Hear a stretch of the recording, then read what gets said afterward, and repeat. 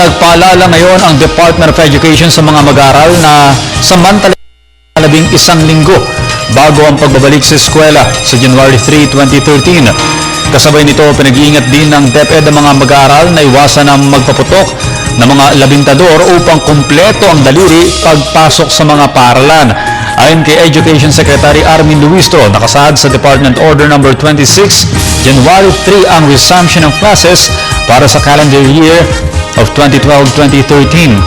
Paglilinaw ni Luistro na hindi kasama sa nasabing kautusan ang mga private school basta ang mahalaga ay makumpleto ang 180 actual learning days ng DepEd.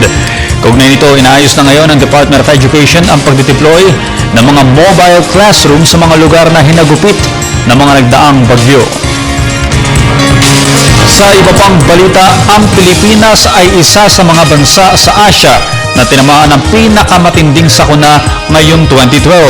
Ito ang inilabas na ulat ng United Nations. Ayon sa report, ang Pilipinas ay pangalawa sa pinakamaraming sakuna sa unang 10 buwan ng taon sa tala ng UN. Hindi pa kasama ang bagyong si Pablo na tumama sa Pilipinas noong Enero. Ngayong taon, nag-iwan ng 3,103 na katawang namatay at mahigit 15 bilyong piso ang halaga ng mga pinsala at mahigit 64.5 milyon na katao ang naapektuhan ng mga kalamidad na dumaan sa bansa ngayong taon.